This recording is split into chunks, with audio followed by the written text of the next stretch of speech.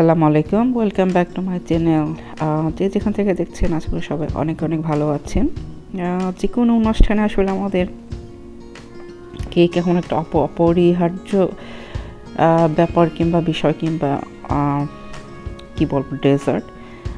Cake ছাড়া আসলে চলেই না, ভ্যালেন্টাইন্স বলি, বার্থডে বলি কিংবা কোনো স্পেশাল অকেশনে। হ্যাপি ভ্যালেন্টাইন্স ডে, আজকে ভালোবাসা দিবস। আর ভালোবাসা দিবসে শুধু আশা করবো ভালোবাসা শুধু কাপল হবে না, ভালোবাসা হবে সবার জন্য, বাবা মার জন্য, পরিবারের সবার জন্য। আমার পাশে বাসার নেবরটা কেমন আছে সেই খবরটা আমি নিব। সব কিছু মিলেই তো আসলে ভালোবাসা দিবস।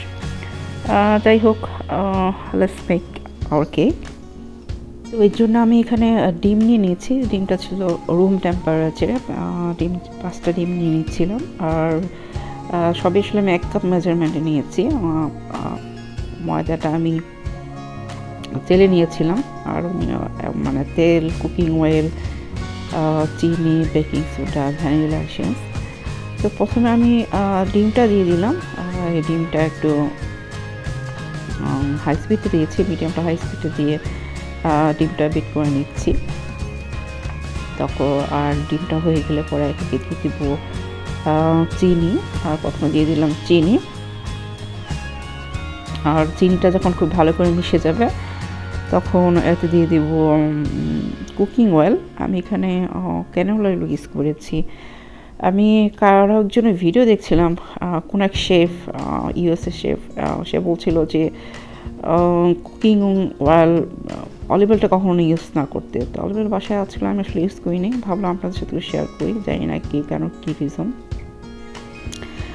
তো দিয়ে দিলাম এক একে অন্যান্য ইনগ্রিডিয়েন্টস আপনারা দেখতে পেলেন। ময়দা দিয়ে দিচ্ছিলাম, ময়দা আমি 2বারে দিয়ে দিয়েছি। আর এখন সাথে দিয়ে দিচ্ছি বেকিং সোডা আর ভ্যানিলা এসেন্স।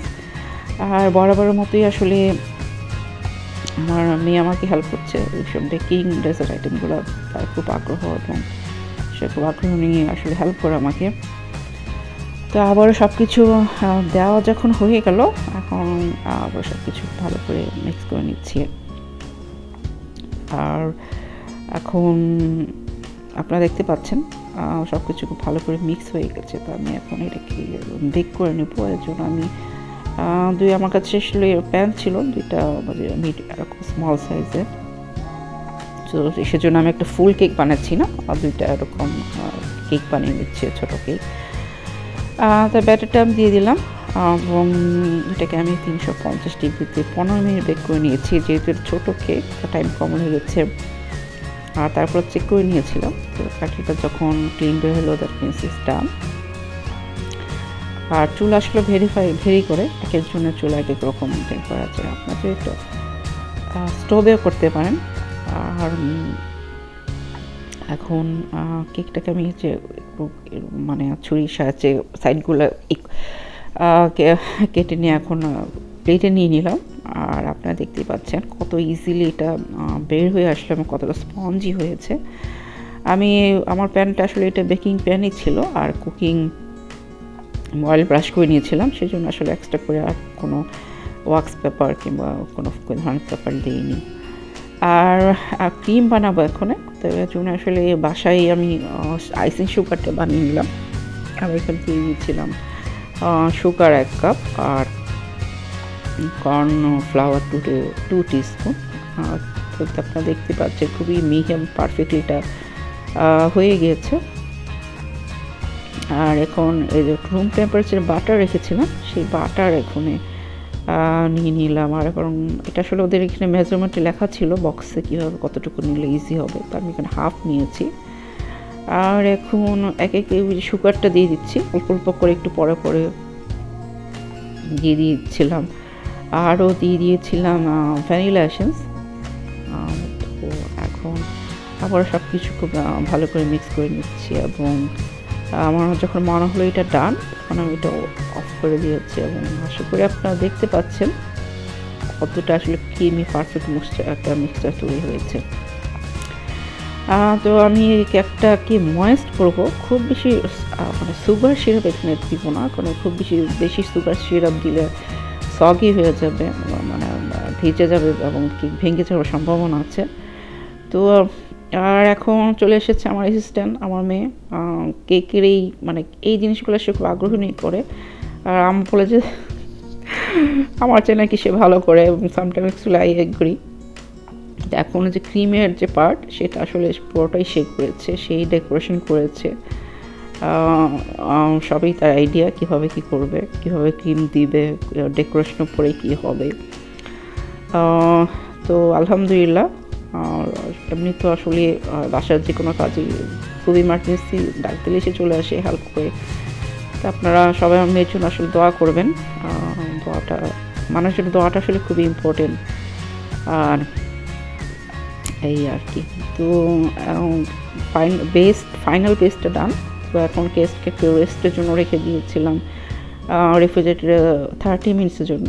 আর এখন বাকি ক্রিমে এই যে কালার কিনে নিয়েছিলাম, যে কেক কালার মিক্সিং, সেটা এখন দিয়ে কালার বানানো নিয়ে হচ্ছে। পিঙ্ক কালার সে বললাম তুমি চুজ করো কী দিবা। তা আমাকে জিজ্ঞেস করছিল তুমি আপলোড দিবা, শো করছো, বলো পিকটা দেখতে চাও। আমি বললাম তুমি চুজ করো। তো সে পিঙ্ক চুজ করেছে। তো সে এখন এই আর কি পারফেক্টলি এটা করে নিচ্ছে, এবং দেখতে পাচ্ছেন। এবং মাঝে মাঝে এমন হয় কিছু কিছু রেসিপি আসলে আমি বানিয়ে তাকে বলি কেমন হয়েছে, সে বলে ভালো হয়েছে, আর মাঝে মাঝে বলে ভালো হয়নি। দ্যাট মিনস এটা আপলোড দেওয়া যাবে না, বলে যে না তুমি আবার ট্রাই করো, তারপরে ভালো হলে দাও। আলহামদুলিল্লাহ। দোয়া রাখবেন আমার মেয়ের জন্য, আবারও বলছি। যেহেতু ভ্যালেন্টাইন্স ডে, তো সে ভাবলো যে একটা হার্ট শেপ বানিয়ে দিই। আর একই সাথে এখন বাকি ডেকোরেশন সে করে নিয়েছে। তো আশা করি আজকের এই বার্থডে কিংবা ভ্যালেন্টাইন্স বলেন বা যে কোনো অকেশনের পার্টি কেকের ভিডিওটা আপনাদের ভালো লেগেছে। ভালো লাগলে অবশ্যই জানাবেন কেমন লেগেছে, কী ধরনের ভিডিও দেখেছেন। ভালো না লাগলেও জানাবেন কেন ভালো লাগেনি। আর থ্যাঙ্কস ফর ওয়াচিং, এতটা সময় নেওয়ার ভিডিও দেখার জন্য সবাইকে অসংখ্য ধন্যবাদ। আর আমি একটু কেটে দেখাচ্ছি এক স্লাইস করে, ভিতরটা ঠিকঠাক আছে কি না, কেমন হয়েছে। তো ট্রায়াঙ্গেল একটা শেপ করে কেটে নিচ্ছি। তো আপনারা খেয়াল করেছেন কি না জানি না, কেক করার সময়, আইসিং করার সময়, ক্রিম করার সময় নিচে একটা পেপার দিয়েছিল সে, যার ম্যাচ না হয়, পেপারটা পরে আমরা তুলে ফেলে দিয়েছি আর কি। তো এই যে তৈরি হয়ে গেল আমার super spongy vanilla party cake. আশা করি আজকে রেসিপি আপনাদের ভালো লেগেছে, এবং প্রিয়জনের জন্য ঘরেই এরকম বানিয়ে ফেলুন সহজে কেক। বানিয়ে প্রিয়জনকে হ্যাপি করুন, যখন খেয়ে আমি বলবো আপনি নিশ্চয়ই হ্যাপি হবেন, তাই না? তো সবাই অনেক অনেক ভালো থাকেন যে যেখান থেকে দেখছেন। আর আমার চ্যানেল সাবস্ক্রাইব করার অনুরোধ রইল। আমার জন্য দোয়া রাখবেন, আপনার জন্য দোয়া রইল। সবাই অনেক অনেক ভালো থাকেন। আল্লাহ হাফেজ।